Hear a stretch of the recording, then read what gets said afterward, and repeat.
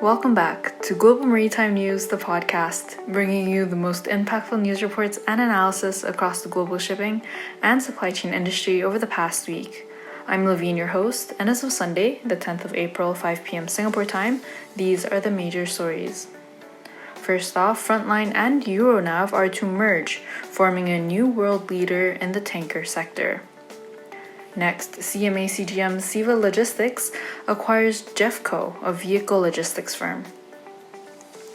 Maersk also takes to the skies with the launch of Maersk Air Cargo based out of Denmark's second largest airport. And lastly, Singapore Maritime Week 2022 concludes after a busy and insightful panel-filled week with numerous MOU signings, launches, and exciting announcements. Starting off, Frontline and Euronav announced their merger on Thursday, which will create a new leader in the tanker industry. This announcement comes after a term sheet has been signed and unanimously approved by all independent members of both companies. The all-share deal will see Euronav own 59% of the new company, while Frontline will own 41%. If the transaction is confirmed, the company will continue to operate under the Frontline name. And speaking about the new merger was John Frederickson of Frontline, who said that a combination of Frontline and Euronav would establish a new market leader in the tanker market and position the combined group for continued shareholder value creation in addition to significant synergies. He added that the new Frontline would be able to offer value-enhancing services for their customers and increase fleet utilization and revenues, which would benefit all stakeholders. The newly formed company will have a market capitalization of over $4.2 billion with a combined fleet of 69 VLCCs, 57 Suezmaxes, as well as 20 LR2s or Aframaxes.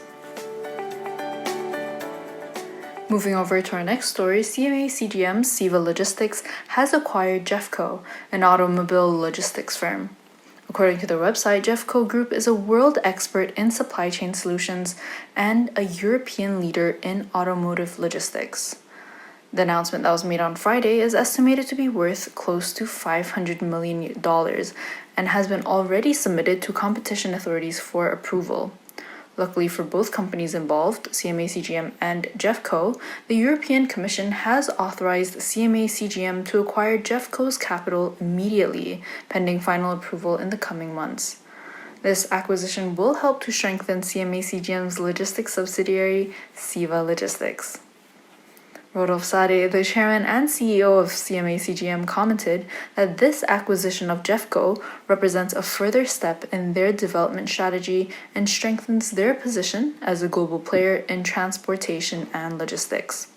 With Jeffco, CMA CGM's subsidiary Siva will become a world leader in automotive logistics, especially having recently enhanced its capabilities in e-commerce logistics with the acquisition of Ingram Micro CLS. Moving on to our next story, on Friday, Maersk launched Maersk Air Cargo in order to meet customers' global air cargo needs. This will help the Danish shipping giant to provide customers with a truly unique combination of air freight integrated with other modes of transportation. This is especially as they see increased and continuing demand for air cargo today and in the future. They also see growing demand for end-to-end logistics, which is why it is especially critical for Maersk to strengthen their own controlled capacity and advance their air freight strategy. The new air freight company is the result of Star Air, the company's existing in-house aircraft operator, transferring operations to Maersk Air Cargo. This is the new carrier that will support existing and new customers, as well as Maersk's end-to-end logistics services. Maersk's existing customers, suppliers, and employees, as well as the Danish Civil Aviation Authority, have all been extremely supportive of the activity transfer process. Maersk's European hub for air freight will be based in Billund Airport, which is Denmark's second largest airport with daily flights. In relation to Maersk's announcement of Maersk Air Cargo, is their goal to carry roughly 1/3 of its annual air tonnage through its own controlled freight network. This will be accomplished through a combination of owned and leased aircrafts, mirroring the structure of the company's ocean fleet. Strategic commercial carriers and charter flight operators will provide the remaining capacity. Maersk Air Cargo is also expected to be fully operational in the second half of 2022, at a time when other cash-rich liners, including France's CMA CGM, are also beefing up their air cargo offerings.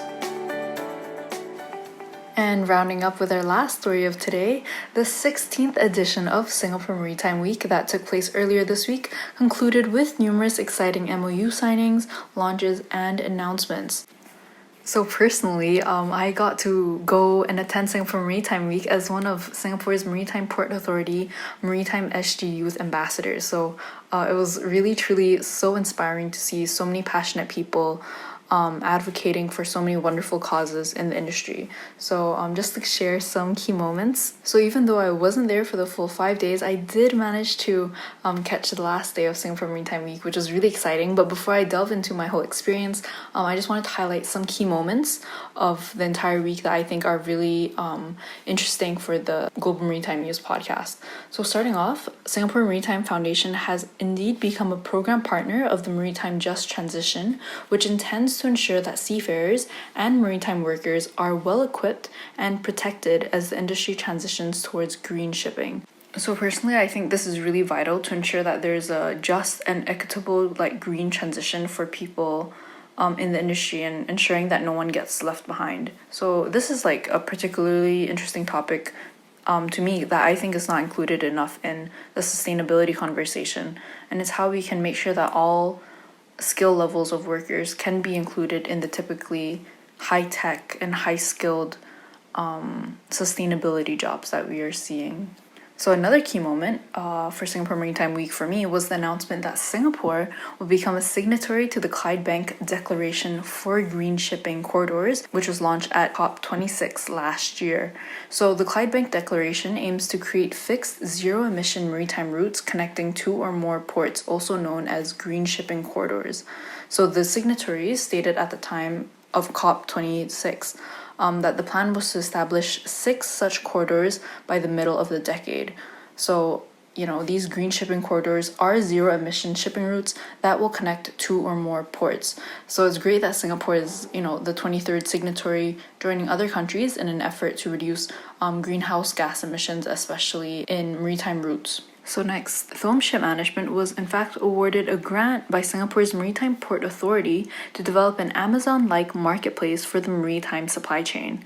So the concept is pricing will be standardized and resulting in complete transparency and helping to reduce the time-consuming process of suppliers quoting to individual customers. And as such, ship operators will have access to competitive pricing and widespread geographical supply coverage through this platform. So while it will be developed by Thoum, the platform is intended for the entire maritime shipping industry. Alright, so moving over to the last day of Singapore Maritime Week on day 5, this is the time I got to personally go and join in on all the fun and excitement, because I'm one of the Maritime SG Youth Ambassadors, a new initiative launched by MPA to sort of rally the youth to, spread more awareness and knowledge about the maritime industry. So a group of us got to attend the last day of, Singapore Maritime Week. So to start off, we got to attend the launch of The Waves, which is a brand new 9,000 square meter landmark with berths for green ship trials to be built by 2025 on Singapore's southern waterfront. And this is at Marina South Pier MRT station for those of us in Singapore. So this is part of, Singapore's maritime sector to not only remain at the forefront of green shipping technology, but also in a way to make Singapore the Silicon Valley of maritime technology, with the goal of increasing the number of startups in the maritime field from 30 in 2021 to 150 in 2025. So it's really incredible, just in a short span of only 3 years, we're really going to see a boom in R&D specifically related to the maritime industry and sustainability. So the Waves will house the new Global Center for Maritime Decarbonization, and it will also be a testbed for companies to conduct real-world trials of new technologies that's related to the maritime industry, and hopefully get these technologies moving and developing as fast as possible so they can be put into action. So after the launch of the Waves, all of us got to tour MPA's newly launched patrol craft. It's called the Mpa Guardian. So it is a hybrid diesel-electric propulsion craft that can conduct various operations, including search and rescue, as well as firefighting. So it was really cool to really get on the ship and to even talk to some of the patrol staff that work for MPA and even the design engineers from Penguin International. So they explained to us like all the various engines and all of the operational aspects of the patrol craft. So like he showed us the anchors, some of the firefighting equipment that is like designed for oil fires. So it was really cool. We also went inside the actual craft, so we didn't just stay outside, we actually went inside. We saw their rest quarters, their toilets, their meeting rooms, and it was all really, really, really fascinating. I think it's quite a rare opportunity to be able to step into like MPA's patrol craft, and especially a brand new one that is made of hybrid propulsion technology. So that was really, really cool.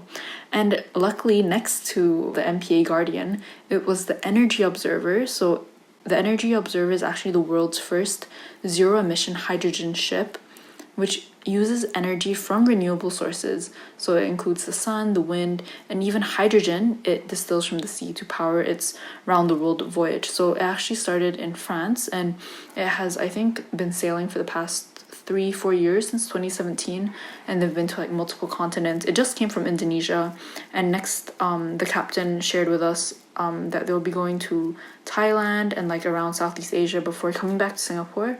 So it was, yeah, the Energy Observer was also really cool. Like we first had to like take off our shoes, then we got to go into the like kitchen, living room area of the crew where they live, sort of do their research work. And yeah, it was really, really fascinating. He also showed us the entire energy dashboard of the Energy Observer. But yeah, it was really, really fascinating to actually be on board the Energy Observer. I mean, we've read about it in like the news, this incredible like zero-emission hydrogen ship, like the world's first. And it was really an amazing opportunity to be on board and actually be shown around by the captain of the crew himself. So that was a really, really wonderful experience. So yeah, that's my recap of Singapore Maritime Week. As you can see, there was honestly so much going on, so many wonderful announcements being made, as well as activities to really engage everyone and to really showcase the wonderful technology that is going on in the maritime sector. So if you'd like to check out more pictures of Singapore Maritime Week that I took during my time there on day 5, you can check out the podcast's Instagram and LinkedIn at Global Maritime News, especially for the launch of the Waves, as well as, the Mpa Guardian and the Energy Observer. So yeah, that is all for this episode. If you want to comment on this podcast and the topics that we've covered, you can send us an email. The address is maritimenewspodcast@gmail.com. You can also find us on Instagram, Facebook, and LinkedIn at Global Maritime News. So I'm Levine Tan, your host, and until next time, goodbye.